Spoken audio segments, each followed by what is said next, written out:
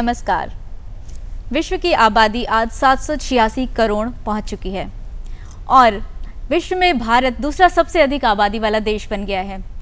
आज विश्व में इतनी बढ़ती हुई आबादी के प्रति जो बहुत सारी समस्याएं हैं, उससे जुड़े हुए विभिन्न मुद्दे हैं, उन सभी पर विचार करने के लिए और उनके प्रति लोगों में जागरूकता फैलाने के लिए ही हर वर्ष 11 जुलाई को विश्व जनसंख्या दिवस का आयोजन किया जाता है। इस अभियान को आगे बढ़ाते हुए इस वर्ष पूरे प्रदेश में विश्व जनसंख्या दिवस पखवाड़ा 11 जुलाई से 25 जुलाई तक मनाया जा रहा है। आज के इस कार्यक्रम में मिशन हेल्थ में हम इसीलिए इससे संबंधित विषय लेकर आए हैं और आज के कार्यक्रम का विषय है विश्व जनसंख्या दिवस पखवाड़ा। जी हाँ, इस विषय पर यदि आप भी कुछ जानना चाहते हैं, आपके भी कोई सवाल हैं, तो आप सीधे डॉक्टर साहब से इस विषय पर बात कर सकते हैं। और इस विषय पर जानकारी देने के लिए आज हमारे साथ हैं राष्ट्रीय स्वास्थ्य मिशन उप महाप्रबंधक परिवार नियोजन डॉक्टर पंकज सक्सेना। सर, आपका कार्यक्रम में बहुत बहुत स्वागत है। और प्रश्न पूछने के लिए आप सबसे पहले नोट कर लें हमारे फ़ोन नंबर्स। हमारे फ़ोन नंबर्स इस प्रकार हैं 052222055756, 052222888698, 052240760802। और दर्शकों, आपसे छोटा सा निवेदन है कि जब आप हमें फ़ोन करें, अपने टीवी की आवाज़ को थोड़ा सा धीमा कर लें और अपने प्रश्न को संक्षिप्त रखें, जिससे हम आपकी आवाज़ को स्पष्टतया सुन सकें। और डॉक्टर साहब, जब तक दर्शकों के फ़ोन आते हैं, हमने अपने इस कार्यक्रम को आगे बढ़ाते हैं। और सबसे पहले हम जानना चाहते हैं कि विश्व जनसंख्या दिवस पखवाड़ा क्या है, इसको मनाने का उद्देश्य क्या है? देखिए, विश्व जनसंख्या दिवस पखवाड़ा जो था, ये विश्व जनसंख्या दिवस के उपलक्ष्य में मनाया जाता है जी। और हर वर्ष जो है 11 जुलाई को जो है विश्व जनसंख्या दिवस मनाया जाता है जी। विश्व जनसंख्या दिवस को जो है हम लोग जो है 2 चरणों में मनाते हैं। एक तो हम 27 जून से 10 जुलाई के मध्य में, और दूसरा होता है 11 जुलाई से 25 जुलाई के मध्य में। 27 जून से 10 जुलाई के जो हमारा 27 जून से 10 जुलाई के मध्य जो होता है, उसके अंदर जो है हम जो है उसको कहते हैं दंपत्ति जनसंपर्क पखवाड़ा। मतलब कि एक तरीके से मोबिलाइजेशन फोर्टनाइट, जिसमें कि हम जनता के बीच में जाते हैं। हमारे जितने भी स्वास्थ्य विभाग के कार्यकर्ता हैं, हमारे NGOs हैं या अन्य सहयोगी संस्थाएं, कि ताकि उनको इस परिवार के बारे में, जनसंख्या के जो बढ़ रही है, इसके संबंध में अवगत कराते हैं। और 11 तारीख से 25 जुलाई के मध्य में जो लोग हमारे इच्छुक दंपत्ति होते हैं और जो कुछ किसी प्रकार की सेवा लेना चाहते हैं, तो उनको हम सेवाएं भी प्रदान करते हैं। साथ साथ जन जागरूकता के लिए कुछ बहुत सारी गतिविधियाँ भी इस दौरान में हम लोग आयोजित करते हैं। अच्छा, इससे जुड़ा हुआ एक और सवाल है सर, विश्व जनसंख्या दिवस जैसा हमने सुना 11 जुलाई को मनाते हैं, तो ये 11 जुलाई को ही क्यों मनाया जाता है? हाँ, 11 जुलाई को इसी मनाया जाता है कि 11 जुलाई 1987 को जो थी विश्व की जनसंख्या जो थी 5 अरब पहुंची थी जी। तब उस समय यूनाइटेड नेशन डेवलपमेंट प्रोजेक्ट है, जिसको UNDP कहते हैं, उसकी गवर्निंग काउंसिल ने कहा कि ये आबादी ज़्यादा हो रही है और इसके लिए जनता को जागरूक किया जाना बहुत आवश्यक है। जनता को जब जागरूक किया जाना था, तो इस संबंध में जो था कि करने के लिए कोई एक दिन निर्धारित किया जाए कि जिस दिन जो है इस संबंध में जो है जनता को अवेयरनेस शुरू किया जाए। इसके माध्यम से जनता को बताया जाए कि जनसंख्या, बढ़ती जनसंख्या क्या प्रभाव, क्या दुष्प्रभाव हो सकते हैं। तो उसके लिए जो डिसाइड हुआ, तो 11 जुलाई 1989 से जो था विश्व जनसंख्या दिवस का आयोजन शुरू किया गया। और सर, इसी के साथ हमारे साथ एक कॉलर है, आइए उनसे बात कर लेते हैं। हेलो, कार्यक्रम में आपका बहुत बहुत स्वागत है, अपना प्रश्न पूछिए। नमस्ते मैडम। नमस्कार सर, मैं नंद बाराबंकी गाँव का। मैं जानना चाहता जो विश्व जनसंख्या दिवस है, इस मौके पे जो नर नारी है, पति पत्नी है, उनको कौन सा संकल्प लेना चाहिए जो ये बढ़ती हुई जनसंख्या पे काबू पा सके? और दूसरी चीज, जो अनपढ़ लोग हैं, तो उनको कौन से साधन अपनाना चाहिए जिससे इससे पूर्ण रूप से काबू पाया जा सके? जी, बहुत अच्छा। आपने कहा कि संकल्प क्या लेना चाहिए, तो हम लोगों को संकल्प तो यही लेना चाहिए कि हम अपने परिवार को नियोजित करेंगे, कि जिस हिसाब से हमारे पास में संसाधन है, उसके हिसाब से हम अपने परिवार को नियोजित करें, कि ताकि आगामी वाली पीढ़ी के लिए हम अच्छा भविष्य दे सकें। दूसरी चीज़ कि इसमें जो स्तर है, जो आपने कहा अनपढ़ लोग, उसके लिए देखिए हमारे जितनी भी स्वास्थ्य इकाइयों पे, उस पर आपके लिए सभी प्रकार के गर्भनिरोधक साधन उपलब्ध हैं। आप किसी भी स्वास्थ्य इकाई पे जाइए, वो आपको बताएगा कि कौन सा साधन आपके लिए उपयुक्त रहेगा, उसको चयन करने में आपकी मदद करेगा। आप अपनी स्वेच्छा से जो साधन उपयुक्त पाते हैं अपने लिए, उसको चुन सकते हैं। साधन में आपके पास में दोनों साधन है कि जब आप समझते हैं कि हमारा परिवार पूरा हो गया है, तो आप स्थायी साधन अपना सकते हैं, और आप ये चाहते हैं कि हमारे परिवार में अभी कोई और वृद्धि हो, तो आप दूसरा साधन भी, अस्थायी साधन भी अपना सकते हैं। लेकिन कोशिश ये रहनी चाहिए कि हमारे परिवार के अंदर कि 2 से ज़्यादा बच्चे ना हो पाएं, और 2 बच्चों के जन्म के बीच में 3 साल का अंतर है, और शादी के पहले बाद जब पहला बच्चा हो तो कम से कम 2 साल का अंतर हो। बहुत ही जागरूकता भरा प्रश्न था, और हर व्यक्ति अगर इस तरह जागरूक हो जाए सर, तो बहुत अच्छा हमारे देश के लिए। अगर जागरूक हो जाए तो हमारे विश्व जनसंख्या दिवस के आयोजन का जो है वही सफल हो जाएगा, क्योंकि जन जागरूकता ही के लिए विश्व जनसंख्या दिवस का आयोजन। और सर हमारे साथ नेक्स्ट कॉलर भी मौजूद है लाइन पे, आइए उनसे बात कर लेते हैं। हेलो, कार्यक्रम में आपका बहुत बहुत स्वागत है, प्रश्न पूछ सकते हैं आप अपना। जी हाँ, एक्सपर्ट साहब से मेरा ये सवाल है कि परिवार नियोजन की बात चल रही है, तो अस्थायी साधन कौन कौन से हैं जो नए आए हैं और ये कहाँ पे उपलब्ध हो सकते हैं?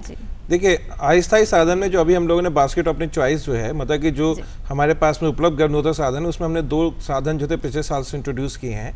एक तो है इंजेक्टेबल्स, मतलब इंजेक्शन। तो इंजेक्शन जो है वो अंतरा के नाम से लॉन्च किया गया है। तो अंतरा का इंजेक्शन अभी तक जो था आपके पास में था जिला स्तरीय इकाइयों पे था, मतलब जिला महिला चिकित्सालय में उपलब्ध था। इसी साल से जो था 11 जुलाई के अवसर से जो था ये नीचे की इकाइयों पे भी जा रहा है। इस समय CSC FRU तक है, और इस साल के अंत तक है, जहाँ तक ये समस्त चिकित्सा इकाइयों पे ये उपलब्ध हो जाएगा। वही चीज़ इसी के साथ में दूसरी थी, नॉन हार्मोनल कॉन्ट्रासेप्टिव गोली थी, गर्भनिरोधक गोली थी, जिसको कि खाया जाना था साप्ताहिक तौर पे, छाया, उसको भी इसी के साथ में लगातार नीचे के स्तर पे दायरा रहा। आज की तारीख में जो है ये FRU लेवल, मतलब कि आपके ब्लॉक में जो भी बड़ी चिकित्सा इकाई हैं, स्वास्थ्य सामुदायिक स्वास्थ्य केंद्र, वहाँ पे ये उपलब्ध है जी। और कार्यक्रम में प्रश्न पूछने के लिए बहुत बहुत धन्यवाद रजिया जी। और अब सर नेक्स्ट कॉलर भी हमारे साथ मौजूद हैं लाइन पे, हरीश जी, आइए उनसे बात कर लेते हैं। हेलो हरीश जी, आपका बहुत बहुत स्वागत है कार्यक्रम में। हाँ जी मैडम जी, नमस्ते जी। मैं नरेश कुमार बोल रहा हूँ नरेश से। मैडम जी, जी मैं ये जानना चाहता हूँ कि पुरुषों के लिए परिवार नियोजन की स्थायी और अस्थायी विधियाँ कौन कौन सी हैं? जी, देखिए, पुरुषों के लिए तो स्थायी विधि के रूप में तो पुरुष नसबंदी है, और अस्थायी विधि के लिए मातृ कंडोम है। ये 2 विधियाँ ही जो है पुरुषों के लिए इस समय उपलब्ध हैं। आशा करते हैं आपको प्रश्न का उत्तर मिल गया होगा नरेश जी, और कार्यक्रम में फ़ोन करने के लिए बहुत बहुत धन्यवाद। सर, हम बात कर रहे थे जनसंख्या के दुष्प्रभावों के बारे में, तो अब बात करते हैं जनसंख्या विस्फोट जो हम शब्द सुनते हैं, इसके क्या क्या दुष्प्रभाव हैं? देखिए, कहीं भी कोई भी चीज़ जो है अपनी नॉर्मल एक्सपेक्टेंसी से अगर अधिक हो जाए तो वो विस्फोटी कहा जाता है। तो जैसे कि कोई दर हमारी जो चल रही है, इससे अधिक तेज़ी के साथ में जनसंख्या में हमारी वृद्धि जो हमारी दर है उससे बहुत ज़्यादा तेज़ी से हो जाए, तो जनसंख्या क्या होगी कि एकदम बढ़ जाएगी, एक्सपोनेंशियल ग्रोथ जो होगी वो बढ़ जाएगी। तो जब कभी कहीं भी किसी चीज़ की ग्रोथ होती है तो उसका कहीं ना कहीं पे संसाधनों पे प्रभाव पड़ता है। जी, बिल्कुल। ये तो आप जानते हैं कि अच्छी तरीके से सभी लोग परिचित हैं कि हमारे पास में हमारे जो विश्व है या ग्लोब है, उसके अंदर अधिकतर हिस्सा जो है जहाँ पे कि हम लोग रहते हैं वो जगह हमारे पास में बहुत कम है, और जितने भी रहने वाले लोग हैं तो दबाव जो तो वो यहाँ पे पड़ रहा है। आज की तारीख में आप देखिए, जैसे जैसे जवाब आपका प्राकृतिक संसाधनों में बढ़ता जाएगा, तो एक तो वो दुष्प्रभाव है। दूसरी चीज़, इसकी वजह से आपकी जो योजनाएं जो बनती हैं उस पर भी बहुत असर पड़ता है कि कल्याणकारी योजनाएं जो है सबको लाभ नहीं मिल पाता है। तो ये दूसरी चीज़ है। तीसरी चीज़ है कि आपका जो सामंजस्य जो है दूसरे लोगों के साथ में, मतलब कि जिसमें कि अगर देखा जाए कि हमारे जो जानवर हैं या जो जंगल के प्राणी हैं उनके साथ भी हमारा सामंजस्य खराब हो जाता है, क्योंकि जैसे जैसे आपकी आबादी बढ़ेगी, आपको रहने के लिए जगह चाहिए, आपके जंगल जो है सिकुड़ेंगे। तीसरी चीज, इसी ढंग में जो है हमारी खाद्यान्न की चीज जो है वो भी चीज हो जाती है। तो प्रभाव और दुष्प्रभाव दोनों, जितने भी प्राकृतिक संसाधन है सभी संसाधनों का सीमित उपयोग और सर अभी वक्त हो गया एक छोटे से ब्रेक का, और हम लौटते हैं इस छोटे से ब्रेक के बाद। आप कहीं मत जाइएगा, वापस आते हैं छोटे से ब्रेक के बाद। ब्रेक के बाद आपका पुनः स्वागत है। आज कार्यक्रम का विषय है विश्व जनसंख्या दिवस पखवाड़ा, और हमारे साथ हैं डॉक्टर पंकज सक्सेना। सर, हम बात कर रहे थे जनसंख्या के बारे में, और परिवार नियोजन इससे जुड़ा हुआ विषय है। तो इस जो पखवाड़ा है, इसमें परिवार नियोजन के साधनों का प्रचार प्रसार करने के लिए क्या रणनीति अपनाई जा रही है? देखिए, जिसमें मैं जो है हमने अलग अलग लेवल पे अलग अलग किया है। पहली चीज़ तो ये था कि जैसे हमने राज्य स्तर पे जो गतिविधियां आयोजित की थी, तो राज्य स्तर पे जो था हमने जो था 10 तारीख को जो था हमारी माननीय मंत्री, कैबिनेट मंत्री जो है उनके द्वारा था प्रेस कॉन्फ्रेंस की गई थी, जिसमें इस संबंध में जो था सारी अच्छी तरीके से ब्रीफ किया गया था। और उन्होंने उस अपनी प्रेस कॉन्फ्रेंस जो था मेल पार्टिसिपेशन के ऊपर विशेष बल दिया था। 11 तारीख को जो था सुबह 8:30 बजे माननीय हमारे प्रदेश के माननीय मुख्यमंत्री द्वारा जो था जन जागरूकता रैली का शुभारंभ 5 कालिदास मार्ग से किया गया था। तो ये तो हमारी राज्य स्तर की थी। इसी क्रम में जो था डिस्ट्रिक्ट लेवल पे भी जो था 11 तारीख को जो थी जागरूकता रैली निकाले गए। इसके साथ साथ जो था सारथी भान जो थे हमारे 57 जिले हैं जो कि स्पेशली चुने गए हैं। सर हमारे साथ एक कॉलर हैं, लाइन पे वेट कर रहे हैं, उनसे बात कर लेते हैं। हेलो हेलो, बाराबंकी से जयदेव मिश्रा जी का फोन है और आप क्या जानना चाहती हैं कार्यक्रम में? हेलो, हम जयदेवी मिश्रा बोल रहे हैं बाराबंकी से। हमारा प्रश्न ये है कि जैसे जनसंख्या बढ़ रही है बहुत जोरों से, तो इसमें महिलाएं कौन सा योग करें तो जनसंख्या रोक सकें? जी, ये बहुत अच्छा प्रश्न जी। है। देखिए, हमेशा देखा जाता है तो हम लोग बात करते हैं दंपत्ति के अंदर, और दंपत्ति जब बनता है तो वो बनता है पुरुष और महिला दोनों को मिला के। तो सामाजिक संस्था होने के नाते जो है दोनों के ऊपर इसका योगदान है कि वो जनसंख्या की वृद्धि के अंदर अपना अपना योगदान दें। आज की तारीख में जो देखा जाता है कि जो हमारी महिलाएं जो है उनके ऊपर जो है वो गर्भनिरोधक साधन जो है ज्यादा अपना रही हैं, पुरुषों की भागीदारी थोड़ा कम है। जिम्मेदारी नहीं है, मतलब ये तो एक स्वेच्छा से है कि दंपत्ति का लिया गया खुद निर्णय है, क्योंकि परिवार कल्याण कार्यक्रम बेसिकली एक स्वैच्छिक कार्यक्रम है। तो उसमें यही है कि कोई भी व्यक्ति दंपत्ति में से कोई भी एक व्यक्ति आगे आए और साथ में जो था अपने को चयन करें। लेकिन यहाँ पे बात यह है कि पुरुष हमारे बहुत पीछे रह जाते हैं, तो हमारे जो हम लोग का आह्वान ये है कि कम से कम पुरुष भी जो है उसी तरीके से आगे आए जिस तरीके से महिलाएं आके अपने के लिए जो है वो गर्भनिरोधक साधन का चयन करती हैं। बिल्कुल, आशा करते हैं आपको अपने प्रश्न का उत्तर मिल गया होगा और कार्यक्रम में फोन करने के लिए बहुत बहुत धन्यवाद। सर, हम बात कर रहे थे क्या क्या रणनीतियां अपनाई जा रही हैं कार्यक्रम के दौरान। तो जैसे जनपद स्तर पे बात हुई कि जनपद स्तर पे 11 तारीख के लगभग जो था हम लोगों ने रैली निकाली है। 57 जिलों में सारथी वाहन का संचालन शुरू किया गया है। इसके अलावा जो हमारे माननीय सांसद हैं, विधायक हैं, उनके द्वारा जो था मेला लगाए गए हैं, स्वास्थ्य मेले, उनका उद्घाटन किया गया है, उनके द्वारा किया गया है। धर्मगुरु सम्मेलन का आयोजन किया गया है, सास बहू सम्मेलन आयोजित किए गए हैं ताकि नीचे के स्तर पर, ग्राम स्तर पर भी इस बारे में जागरूकता फैलाई जा सके। इसके अलावा प्रचार प्रसार के विभिन्न अन्य माध्यमों का भी इस्तेमाल किया गया है। हम लोगों ने जो था रिलीजियस लीडर्स जितने भी धर्मगुरु थे उनकी जो थी छोटी छोटी वीडियो कैप्शन तैयार की थी, उनको भी हम लोग जो लगातार चला रहे हैं। साथ में जो टीवी आपके साथ में जैसे ये प्रोग्राम है, इसके अलावा हमारे जो जितने एफएम पार्टनर्स हैं उनके साथ में जिंगल्स हैं, छोटे छोटे एड्स हैं, जिसमें इन सारी चीज़ों की किसी प्रकार की भ्रांतियां हैं उसको भी दूर करने का प्रयास किया गया है।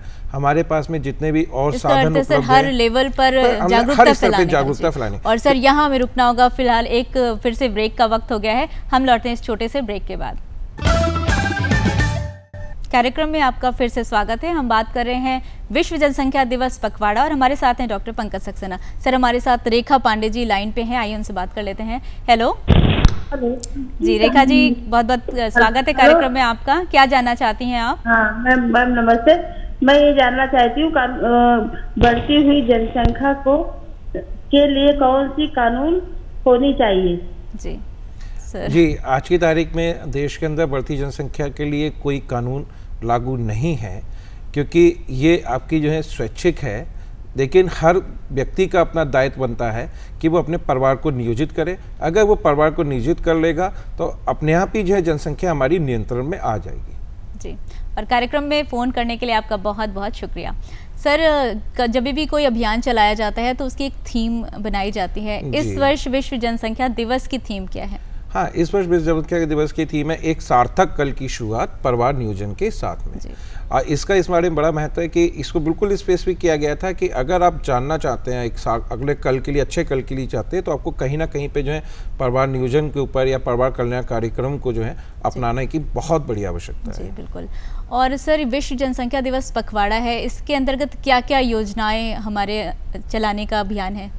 देखिए, विश्व जनसंख्या दिवस में जो था हमारा सबसे बड़ा तो यही था कि जैसे कि हम लोगों ने पिछले साल जो था इसी विश्व जनसंख्या दिवस के अवसर पे नए कॉन्ट्रासेप्टिव में अंतरा और छाया जिसकी बात की थी वो लॉन्च किया था, जो कि हम जो थे एक साल के अंदर जो थे अपने धीरे धीरे, क्योंकि उसमें चरणों में जो था उसको जो था हम लोगों ने सभी 75 जनपदों में अपने जनपद स्तरीय चिकित्सा इकाइयों पे था।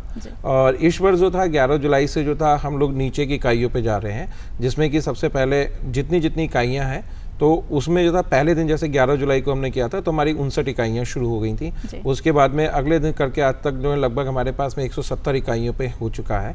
तो नीचे के स्तर तक हमारा ये जाना है कि ताकि अंतरा और छाया भी जो है आपको निचले स्तर पे, ग्रामीण स्तर में जहाँ पे कि हमारे स्वास्थ्य केंद्र है वहाँ पे कि ये उपलब्ध हो पाए। और सर, इसी के साथ हमारे दर्शकों को ये भी जानना बहुत ज़रूरी है कि सुनियोजित परिवार के क्या क्या फ़ायदे हैं?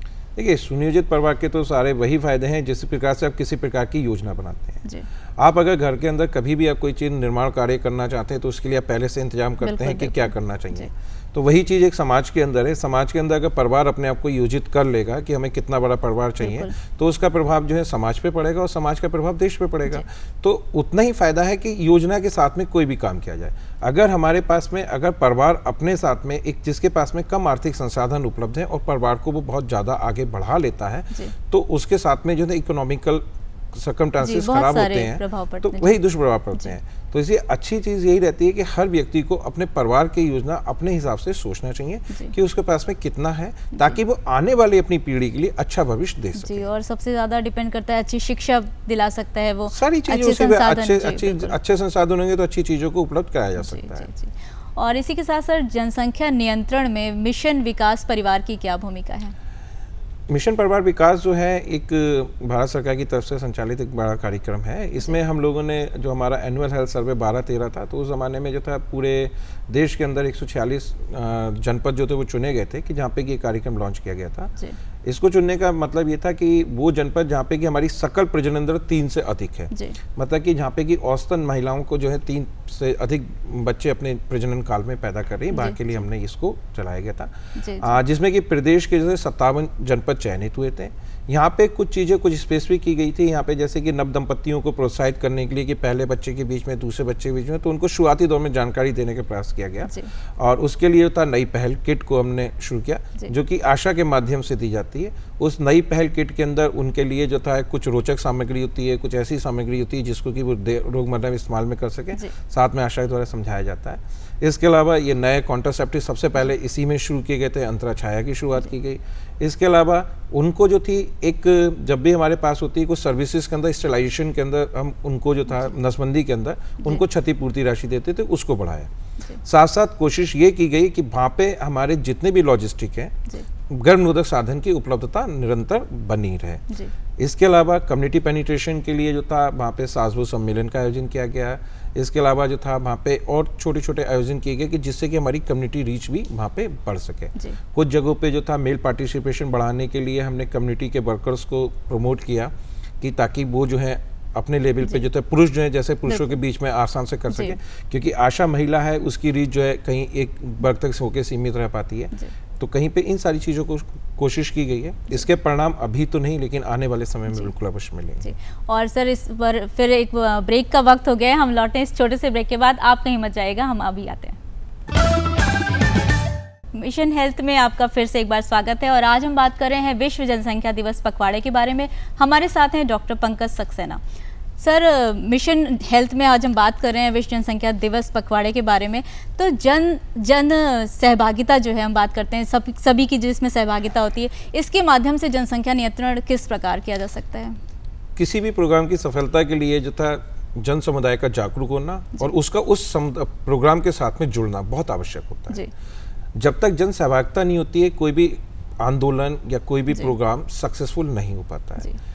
अब परिवार कल्याण कार्यक्रम है, एक स्वैच्छिक कार्यक्रम है। जब तक कि इसमें जनता जागरूक नहीं होती है और वो अपने आप को नहीं समझती है कि हमारी भी अपनी देश के प्रति, मेरे आने वाली जो पीढ़ी है उसके प्रति भी कोई जवाबदेही है, अपने परिवार को योजित करने के लिए इस प्रोग्राम के साथ में नहीं जुड़ती है, तो उसके लिए तो सफलता जो संदिग्ध से ही कही जाएगी। तो इसलिए बहुत जरूरी है कि जन सहभागिता को बढ़ाया जाए और कम्युनिटी के साथ में जब तक पार्टिसिपेशन होता है, क्योंकि WHO ने भी कहा था हेल्थ फॉर ऑल जो है उसमें भी यही बात की गई थी कि कम्युनिटी इन्वॉल्वमेंट होना चाहिए। ठीक है, health for all, by the people, for the people. जब तक सभी सहयोग उसमें नहीं करेंगे तब तक हेल्थ के कार्यक्रम में ये होता है। जी। और सर, ये जब नसबंदी की बात आती है तो पुरुष हमेशा इसमें पीछे क्यों रह जाते हैं? आज की तारीख में पुरुष के बारे में जो है एक कहा जाएगा कि एक मिथ ही है कि जिसमें कि पुरुष रहते हैं। सबसे अच्छा तो ये है कि अगर साइंटिफिकली देखा जाए तो पुरुष नसबंदी से सबसे सरल और बहुत सीधा उपाय है, जिसमें कि बहुत ज़्यादा परेशानी नहीं होती है। पुरुषों के अंदर अपनी जो भी उनकी शारीरिक क्षमता है वो भी बड़ी रहती है, सारा कुछ है। लेकिन एक मिथ है जिसको कि हम लोग बराबर तोड़ने की कोशिश करते हैं। हमने वही बात आपसे कहा था पिछले बारे में भी कि हम इसके लिए जो था उन्हीं के बीच के लोगों को चुन रहे हैं, उनको समझाने की कोशिश कर रहे हैं। पुरुषों की भ्रांतियों को दूर करने के लिए रेडियोज़ के ऊपर जो था FM रेडियो के ऊपर इसके ऊपर एक पूरा एक स्लॉट ही पूरा दिया गया है कि क्या भ्रांतियां हैं आपस में। तो मिथ है तो जितने भी हैं उसको भ्रांतियां और रूढ़ियों को समय लगता है, लेकिन मेरा यही कहना रहेगा कि पुरुषों को तो आगे आना पड़ेगा जी। और सर अक्सर देखा गया है कि परिवार नियोजन की जिम्मेदारी महिलाओं पर ही डाली जाती है, ऐसा भी आपके जानने में कुछ आया है?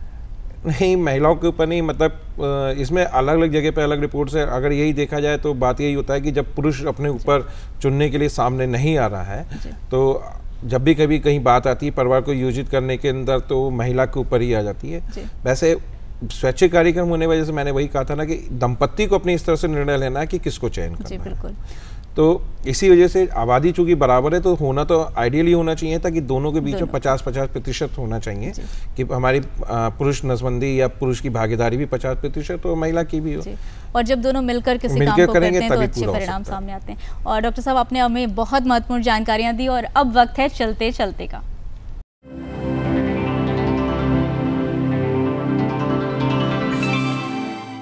चलते चलते में आज का प्रश्न है, विश्व जनसंख्या दिवस पखवाड़ा कब से कब तक मनाया जा रहा है?